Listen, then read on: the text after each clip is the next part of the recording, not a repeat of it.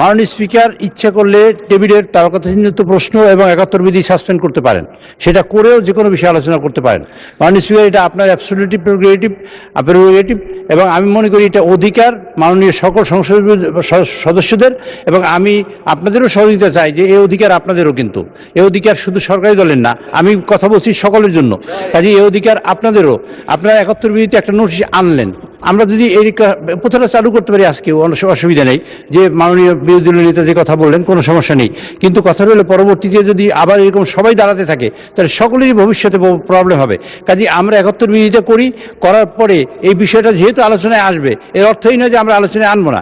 আর যদি মনে করেন যে আলোচনা এখনই করতে হবে, মাননীয় স্পিকার যদি সিদ্ধান্ত গ্রহণ করেন যে ঠিক আছে ৭১ বিধি সাসপেন্ডের আজকে আর হবে না, এই ৭১ বিধি কিন্তু পিছনে চলে যাবে, মাননীয় সদস্য যারা নোটিশ দিয়েছেন তাদের কিন্তু অধিকার খর্বিত হবে, এবং তারা যে এই জন্য সংসদ সদস্য হিসেবে নির্বাচিত হয়ে আসছেন তাদের কিন্তু সমস্যাটা তৈরি হবে মূলত ভবিষ্যতে।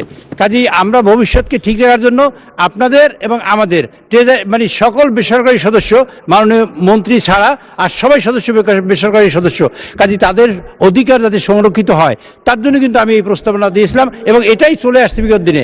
মাননীয় স্পিকার, আপনি যদি মনে করেন যে আপনি ৭১ বিধি সাসপেন্ড করে আজকে মাননীয় বিরোধী দল নেতার কথা আলোচনা করবেন, আপনি করতে পারেন, কিন্তু আমি মনে করি পদ্ধতি এইটা আপনাকে জানালাম, এখন সিদ্ধান্ত আপনার মাননীয় স্পিকার।